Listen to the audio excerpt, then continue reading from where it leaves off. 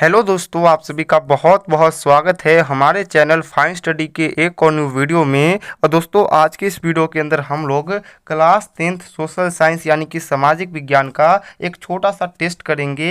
Test के अंदर आप लोगों से सोशल साइंस यानी कि सामाजिक विज्ञान के 20 महत्वपूर्ण क्वेश्चन पूछे जाएंगे और आप लोग को कोशिश ये करना है कि उन 20 क्वेश्चन में से कम 18 क्वेश्चन के सही सही जवाब देने हैं। अगर आप लोग ऐसा कर पाते हो तो आप लोग की जो तैयारी है वो बहुत अच्छी चल रही है। आप लोग इसी तैयारी को साथ कंटिन्यू कर सकते हो। लेकिन अगर आप लोग ऐसा नहीं कर पाते हो तो आप लोग को अपनी तैयारी को थोड़ा सा इंप्रूव करने की ज़रूरत है। तो चलिए हम लोग आज के इस टेस्ट की शुरुआत करते हैं। आप लोग को अंत में अपना कितना क्वेश्चन सही हुआ वो भी कमेंट करके बताना है। तो चलिए हम लोग अपने पहले क्वेश्चन की ओर बढ़ते हैं। पहला क्वेश्चन आप लोगों से पूछा गया है कि मेजनी का संबंध किस संगठन से था। तो ये आपके हिस्ट्री के चैप्टर 1 का क्वेश्चन है। आप लोग ध्यान रखिएगा कि मेजनी जो थे उनका संबंध कार्बोनारी से था।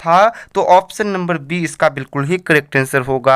अगले क्वेश्चन देखिए और अगला क्वेश्चन का आप लोग जवाब दीजिए। क्वेश्चन पूछा गया है कि रक्त और लौह की नीति का संबंध किससे है। यह भी काफी महत्वपूर्ण क्वेश्चन है जो कि आप सभी को याद होना चाहिए। आप लोग ध्यान रखिएगा कि रक्त और लौह की नीति का अगर बात किया जाए तो इसका संबंध बिस्मार्क से है। ऑप्शन नंबर सी इसका बिल्कुल ही राइट आंसर होगा। ठीक है, हम लोग अपने तीसरे क्वेश्चन की ओर बढ़ते हैं। तीसरा नंबर क्वेश्चन आप लोगों से आज के टेस्ट में पूछा गया है कि सीडान का युद्ध किसके किसके बीच हुआ था। ये महत्वपूर्ण क्वेश्चन है और ये भी हिस्ट्री के चैप्टर 1 का ही क्वेश्चन है। तो आप लोग ध्यान रखिएगा कि सीडान का जो युद्ध है ये किसके और किसके बीच हुआ था। तो ये पर्सा और फ्रांस के बीच हुआ था।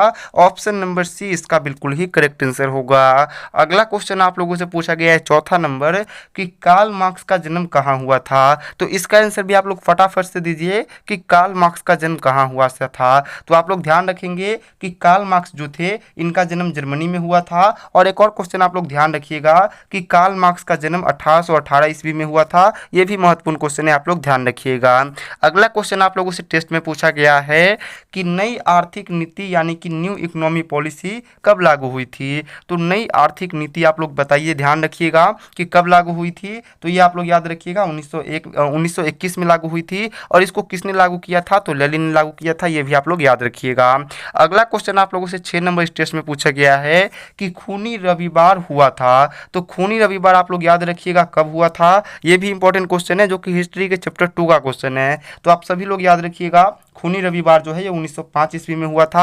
आप लोग भी अपना जवाब कमेंट बॉक्स में देते चलिए। अगला क्वेश्चन आप लोगों से पूछा गया है 7 नंबर कि काली मृदा का दूसरा नाम क्या है। अब यहाँ से आप लोग का जियोग्राफी शुरू हो गया है। तो आप लोग को बताना है कि काली मृदा का दूसरा नाम क्या है। तो आप लोग ध्यान रखिएगा कि काली मृदा जो होते हैं इनका दूसरा नाम होता है रेगुड़ मृदा।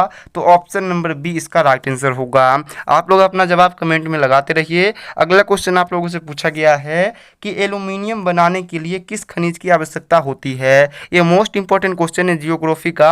आप सभी लोग इसका आंसर फटाक से दीजिए कि एल्युमिनियम बनाने के लिए किस खनिज की आवश्यकता होती है। तो एल्युमिनियम बनाने के लिए आप लोग याद रखिएगा बॉक्साइट की आवश्यकता होती है। ऑप्शन नंबर डी इसका बिल्कुल ही करेक्ट आंसर होगा।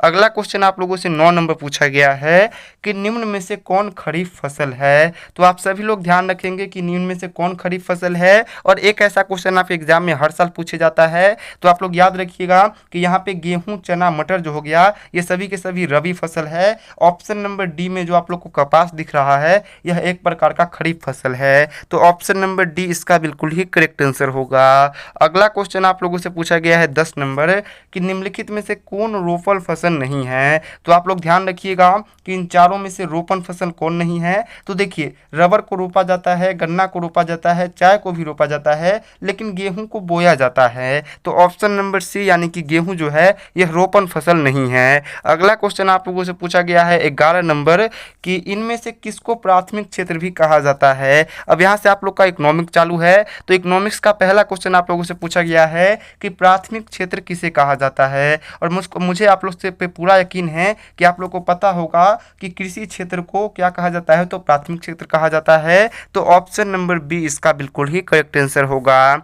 अगला क्वेश्चन आप लोगों से पूछा गया है 12 नंबर कि बिहार के किस जिले की प्रति व्यक्ति आय सबसे अधिक है। ये भी महत्वपूर्ण क्वेश्चन है जो कि बार बार आपके बोर्ड एग्जाम में आता है। आप सभी लोग ध्यान रखिएगा कि बिहार का जो पटना जिला है इसकी प्रति व्यक्ति आय सबसे अधिक है, तो ऑप्शन नंबर ए इसका राइट आंसर होगा।